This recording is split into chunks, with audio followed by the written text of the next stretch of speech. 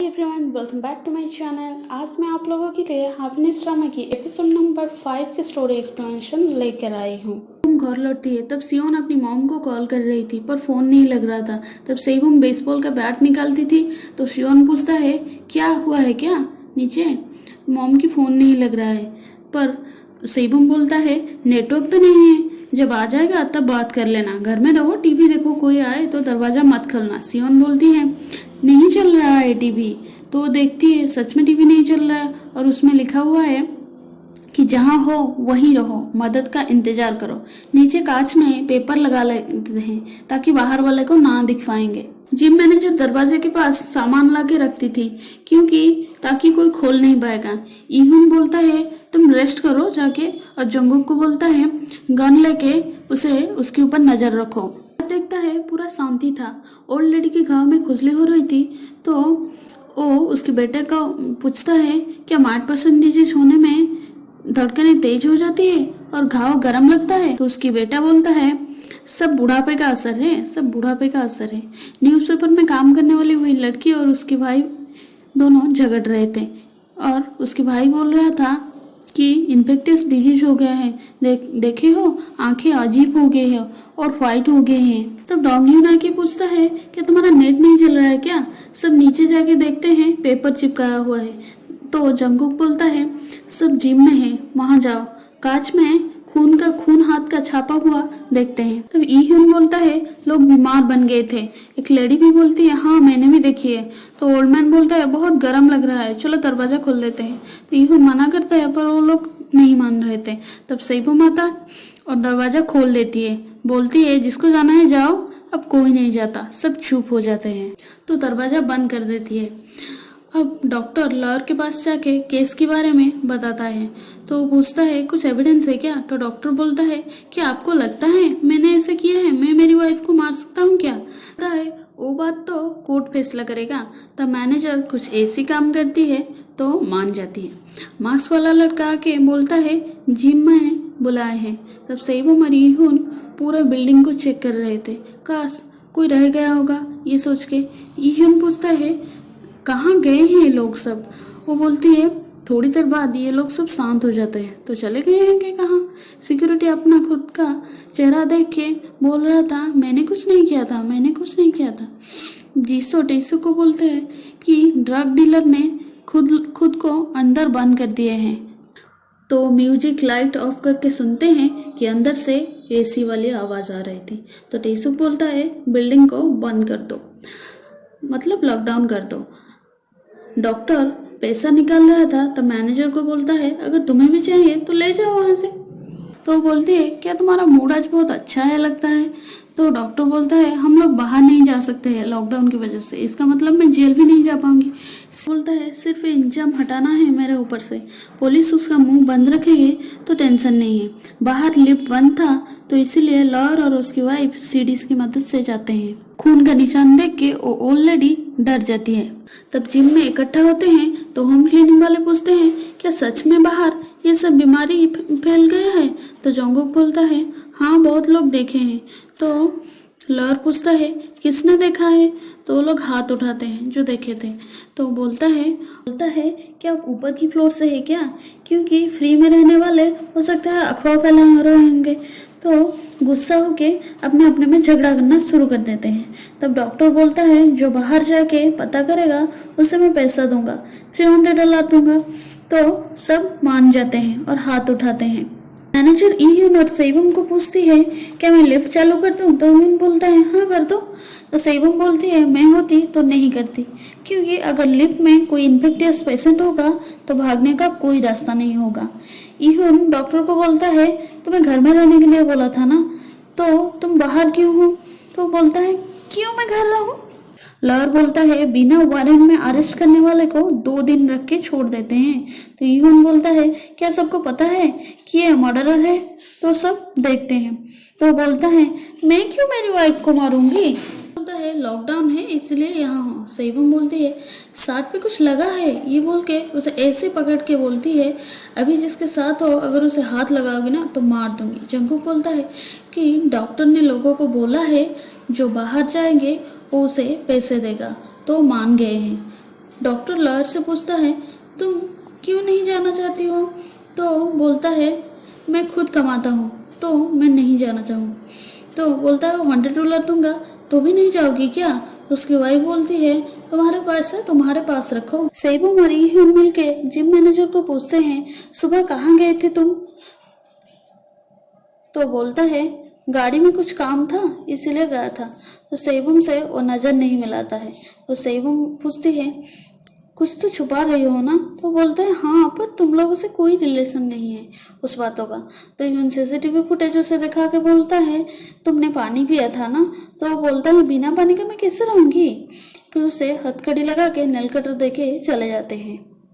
Home cleaning वाले और दूसरी लड़की मिलके नूडल्स खा रहे थे। तब वो मास्क वाला लड़का भी उधर मुंह करके खाता है। सेबम और ईह्यून को बोलती है सियोन को इस बारे में कुछ नहीं बताना। दोनों जब अंदर पहुंचते हैं देखते हैं तो जंगकुक पहले से ये बात सब सियोन को बता दे।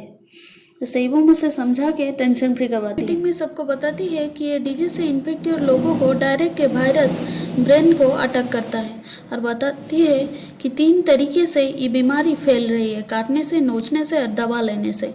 तो वहाँ एक आदमी पूछता है इसका इलाज क्या है? तो बोलती है ब्रेन सबसे इम्पोर्टेंट ऑर्गन है बॉडी में, तो उसे ब्लड ब्रेन नाम की चीज़ सुरक्षा देती है। अगर कुछ इलाज मिल भी जाए तो उसे बच पाना मुश्किल है। तो पूछता है कुछ इलाज नहीं है? तब टेसुका के बोलता है लैब में एंटीबॉडी बना रहे हैं जो कि इस बीमारी रोकने में मदद करेगा। 1 महीना समय लगेगा। तो वहाँ एक पूछता है क्या संभाल पाएंगे तब तक? तो बोलता है अभी के लिए संभाल सकते हैं अगर लॉकडाउन रखेंगे, नहीं तो 1 हफ्ते के अंदर हम सब इस बीमारी का शिकार बन जाएंगे। सुन के सब परेशान हो जाते हैं। तब बाहर जाते हैं तो जीसो बोलता है लैब में कैसे बना पाएंगे, सब लोग तो इन्फेक्टेड हो गए थे। तो टेसुक बोलता है तो क्या बोलता कि कोई इलाज नहीं है? वो बोल रहा है कि जो इन्फेक्टियस हैं उनको मार देना है बस अब, क्योंकि बाकी लोगों को तो बचाना है ना। तो बैठ के सेबम का डिटेल देख रहा होता है।